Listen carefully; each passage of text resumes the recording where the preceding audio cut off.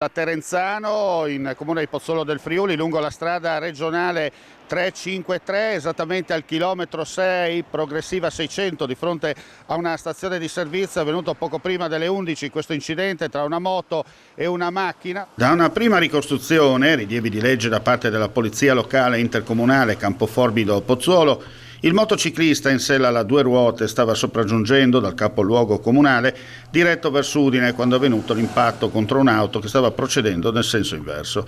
Da chiarire le esatte dinamiche, una mancata precedenza da parte del conducente che stava effettuando la svolta a sinistra per entrare nel distributore o la perdita del controllo della motocicletta che ha innescato la carambola.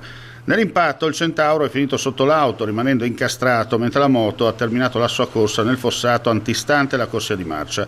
Nessun altro mezzo coinvolto. I vigili del fuoco, giunti dal comando di Udine, hanno dovuto usare il divaricatore e il martinetto idraulico per estrarre il motociclista, sempre cosciente, preso in consegna dal personale infermieristico sanitario e trasferito in ambulanza all'ospedale cittadino ricoverato in prognosi riservata. A titolo precauzionale era stato allertato anche l'elicottero del 118.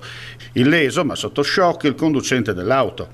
L'arteria è rimasta chiusa al traffico per circa mezz'ora fino alla rimozione e la pulizia della sede stradale e riaperta su entrambi i sensi di marcia poco prima di mezzogiorno.